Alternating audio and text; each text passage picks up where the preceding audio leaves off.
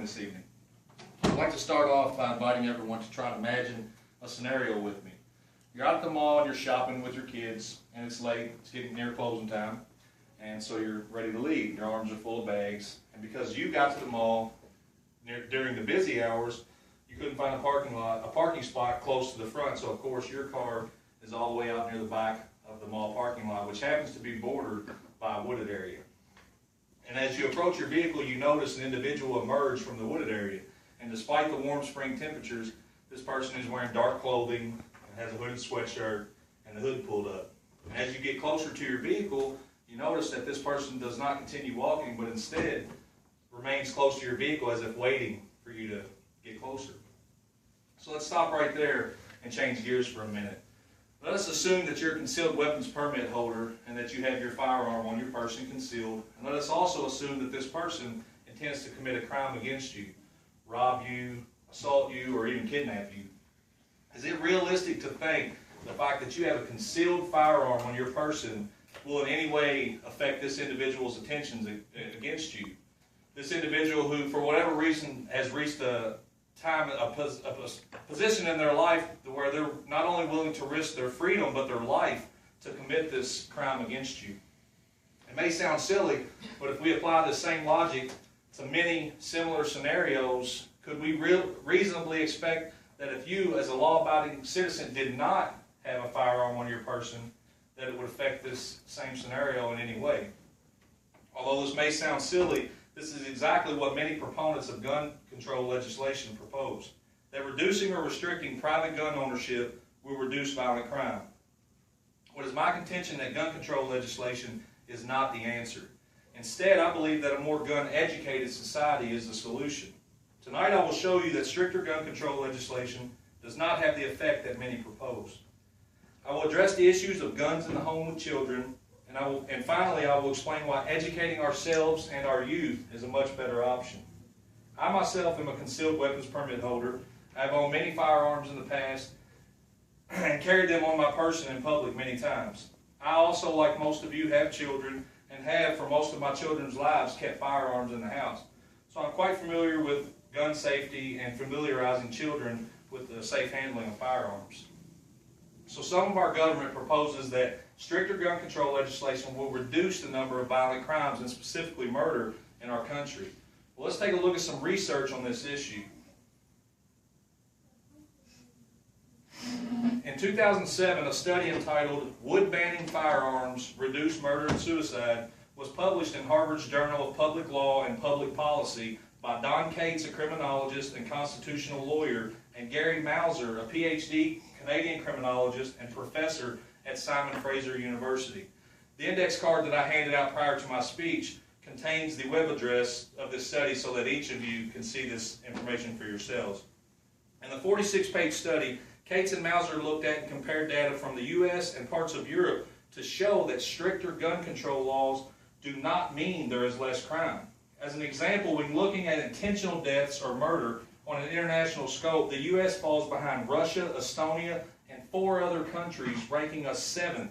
More specifically, the data shows that in Russia, where guns are banned, the murder rate is significantly higher than in the U.S. by comparison. Democratic New Jersey Senator Frank Lautenberg, a staunch supporter of stricter gun control, was quoted saying, "When we look around the world at large countries, the UK, Germany, Japan, they had less than 200 killed in a year. And we, the U.S., are at over 9,500. Lautenberg goes on to say, "We don't have more madmen, we have more guns," suggesting that there is a positive correlation between the number of guns and the number of murders. But in fact, the data that the Harvard researchers obtained show the opposite of what many gun control advocates such as Lautenberg propose. The study not only compared country to country, but also areas within countries. For example, data on firearms ownership by area in England, like data from the United States, show a negative correlation. That is, where firearms are most dense or there are more of them, violent crime rates are the lowest. And where guns are least dense or less of them, violent crime rates are the highest.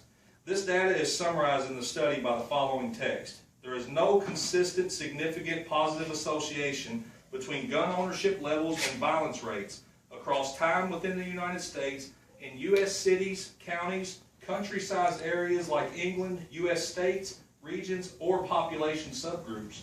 So why do some of our government want to disarm our population? I'll leave the answer to that for another speech. Now let us look at another common issue raised by gun control proponents: guns in the home with children. According to an article published on January 17 of 2013 by the National Rifle Association's Institute for Legislative Action, the number of privately owned guns in the U.S. is at an all-time high, upwards of 300 million privately owned firearms, and rises by about 10 million per year. Meanwhile, the firearm accidental death rate has fallen to an all-time low, down 94% since 1930. Today, the odds are more than 1,000,000 to 1 against a child in the U.S. dying in a firearm accident. Not exactly the types of epidemic numbers that some would lead us to believe. To compare, according to an analysis released by the U.S. Consumer Product Safety Commission in 2012 on unintentional poisoning from drugs and other household chemicals, the number of accidental child deaths from poisoning have dropped 84%, from 216 deaths in 1972 to only 34 in 2008. This report credits the 1970 Poison Prevention Packaging Act, who most parents are familiar with, an act passed by Congress requiring child-resistant packaging on numerous categories of medicine and household chemicals. So what is the difference between these two statistics? Child-related firearm accidental deaths have been drastically reduced, and so have accidental poisonings. It is my belief that there is no difference between the two. Why does the child pick up the handgun and play with it, and yet not pick up the kitchen knife, drink the chemicals beneath our kitchen sinks, or run with the scissors? The answer is education. Let's now explore how better educating our society and youth on firearms is a much better option. Throughout our history, we as a society have addressed many issues with education. How do we reduce teen-related driving accidents? By requiring more driving instruction for teens and longer probationary driving periods. Education. How about poverty? Do we not stress to our youth the importance of higher education? Infants suffocating in their cribs, the dangers of drunk driving, children and teens overdosing on drugs, or child deaths in the home from accidental poisoning. Have we not addressed all of these issues with better education? I would suggest that we have. It is my contention that we as a society have improved and bettered ourselves solely through experience and education. So why is it that the issue of firearms in relation to violent crimes, and specifically murder, can only be addressed by something as simple as a reduction in quantity?